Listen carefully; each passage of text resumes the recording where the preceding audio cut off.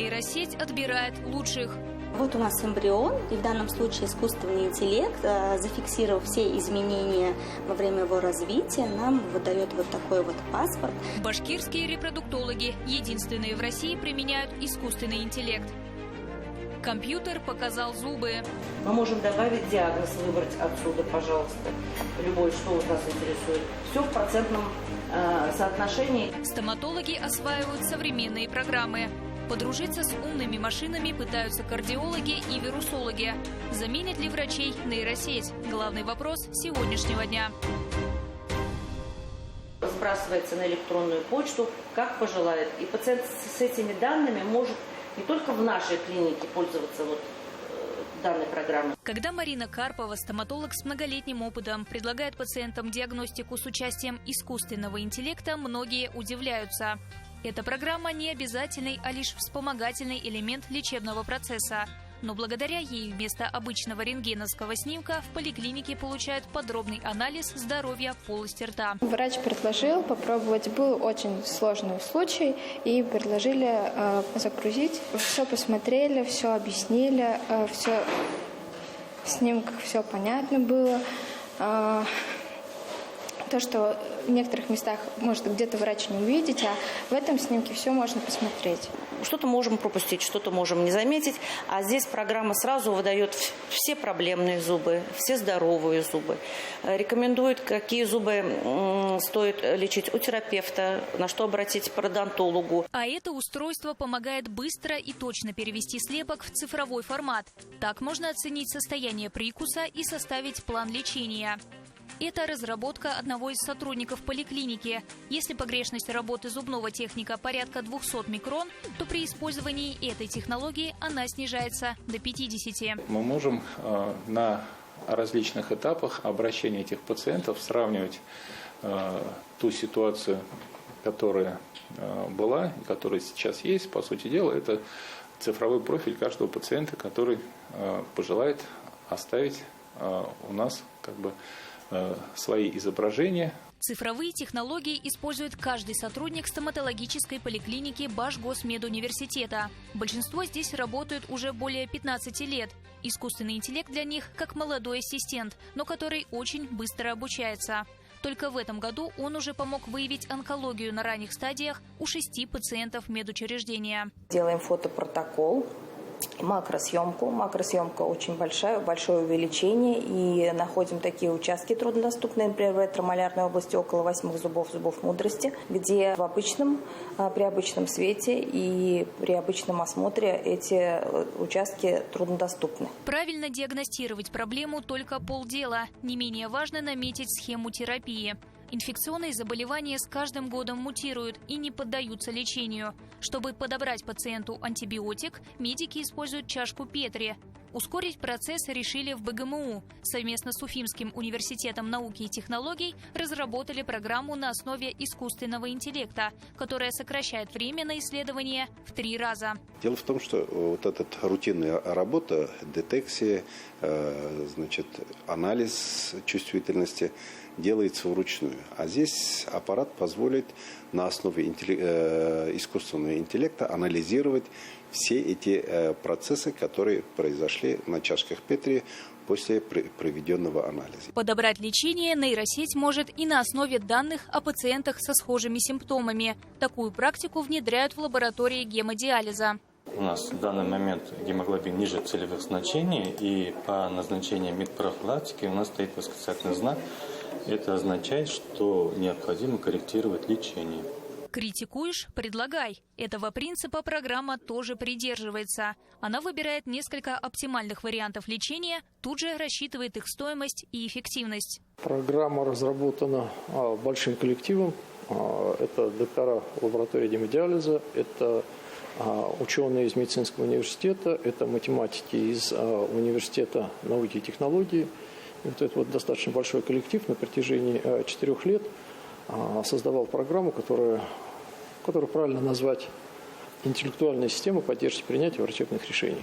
Не дышим, не двигаемся. При подготовке к операции по кардиологии обращают внимание на каждый вдох. За всем происходящим на столе в режиме реального времени наблюдают на экране.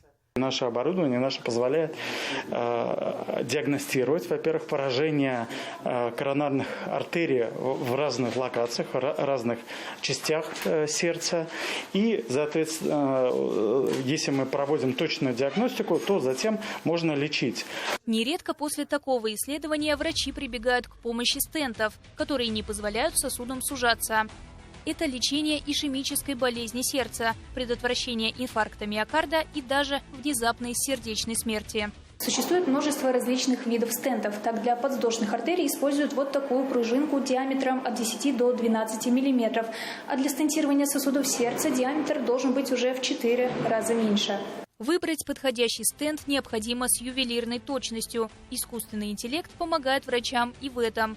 Машинное зрение определяет степень извитости артерий в 3 проекциях и фиксирует даже самые мелкие сосуды. Стандартные инструменты искусственного интеллекта в виде генеративных нейронных сетей здесь не подойдут. Здесь подходят очень специфичные алгоритмы искусственного интеллекта, которые позволяют провести так называемую процедуру скелетирования артерии. То есть надо ее обязательно выделить, именно ее контур, и понять, насколько она извита. Уже сегодня благодаря искусственному интеллекту можно сохранить и продлить человеческое здоровье. Но в некоторых случаях он помогает даже создать новую жизнь. Например, при исследовании электрокардиограммы беременной женщины. Пики, присущие матери с большой амплитудой, и пики, присущие будущему ребенку. И требуется разделить эти 2 сигнала. Вот мы тут видим результат этой работы. Эта возможность у Марата Богданова появилась благодаря программе по распознаванию пения птиц, которую профессор УНИТа когда-то разработал для своего сына.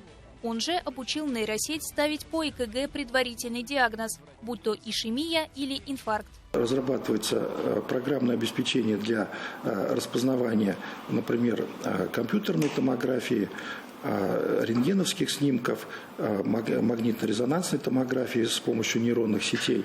Разрабатываются методы диагностики жизнеугрожающих состояний сердечно-сосудистой системы. А эта программа помогает избежать патологий у будущего ребенка еще до зачатия. Обычно, когда семьи прибегают к процедуре ЭКО, есть большой риск невынашивания.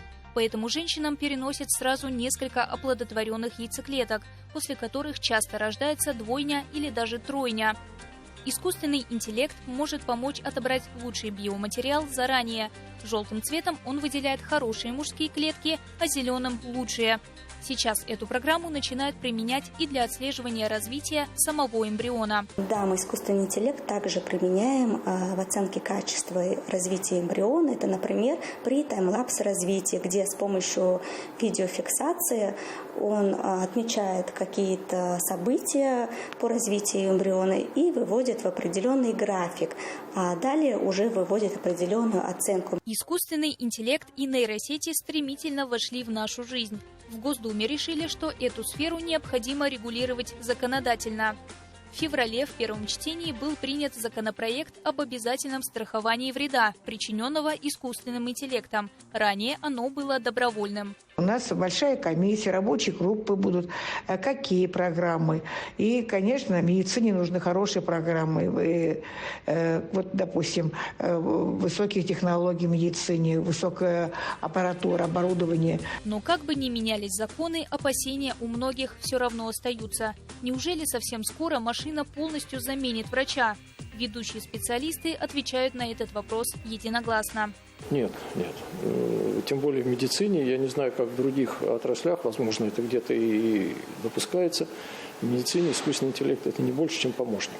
Хотя у нас сейчас век неотехнологий, технология очень развивается быстро, но все-таки есть, наверное, какие-то исключения, нюансы, когда все-таки работу человека мы заменить не можем. Конечно, не может заменить врача, но если искусственный интеллект в других отраслях науки это одно, то в медицине к нему предъявляются значительно другие требования. Врача полностью заменить ни в коем случае нельзя, потому что в машинном исследовании, на машинной технологии все равно контролировать должен человек, врач. Если диагноз ставит профессиональный клиницист с большим опытом работы, то точность его распознавания обычно варьирует на уровне где-то 85-90%. Нейронная сеть обладает точностью примерно 95%. А если врач работает совместно с нейронной сетью, то точность распознавания повышается уже вплоть до 99%. Окончательное решение в лечении или постановке диагноза все равно остается за человеком. Искусственный интеллект – это не соперник врача, а только его помощник, который не сможет занять его место, по крайней мере, в ближайшем будущем. Но медик, который умеет пользоваться современными технологиями, совершенно точно заменит коллегу без аналогичных навыков. Ведь в современной медицине искусственный интеллект – это не развлечение, а способ спасти человеку жизнь.